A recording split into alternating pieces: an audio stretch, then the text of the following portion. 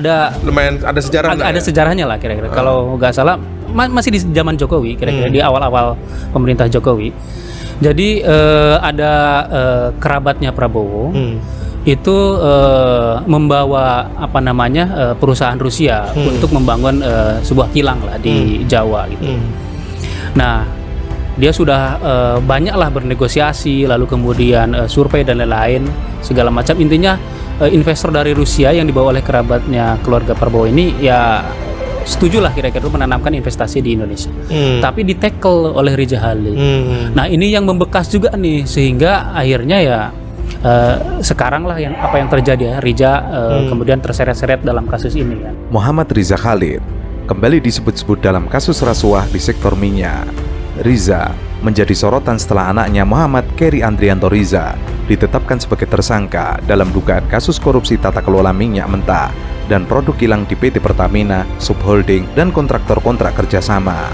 Untuk dari kasus yang menimpa anaknya, rumah dan kantor Riza pun digeledah oleh Kejaksaan Agung. Dari penggeledahan itu diamankan sejumlah dokumen dan uang tunai sebesar 833 juta rupiah dan uang tunai dalam bentuk mata uang asing sebesar 1.500 US dollar. Perihal kemungkinan keterlibatan Riza dalam kasus ini, Kepala Pusat Penerangan Hukum Kejagung, Harli Siregar, membuka peluang penyelidik memeriksa Riza Khalid. Riza bukan pertama kalinya terseret skandal soal minyak di tanah air. Pengusaha yang mendapat julukan The Godfather ini pernah beberapa kali disebut-sebut dalam kasus serupa. Jadi Riza ini dalam Pilpres 2024 ini tidak bisa masuk ke Prabowo karena ada residu di Pilpres 2014.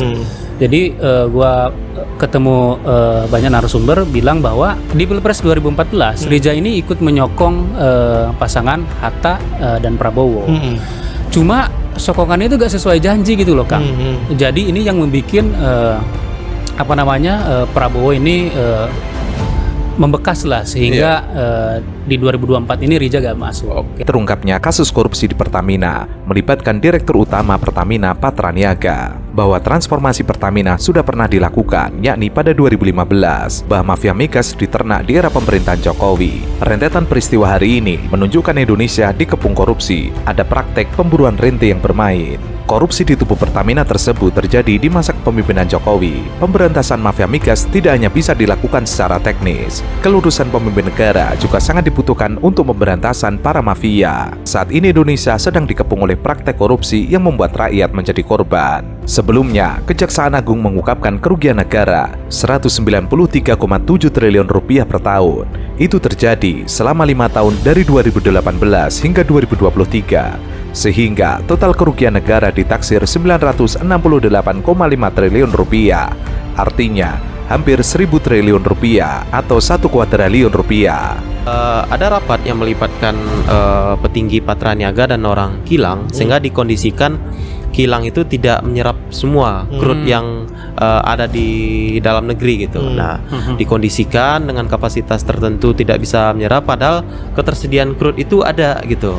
Nah, akhirnya dipilihlah jalur impor yang itu menggunakan lewat tangan yang tadi itu anak Riza Khalid, Keri gitu. Nah, disitulah sebelum seolah-olah dibikin tender, padahal itu sudah dikondisikan itu akan diambil alih oleh Keri. Makanya dari alur proses ketika barang itu datang, disitulah peran Pertamina Shipping ya.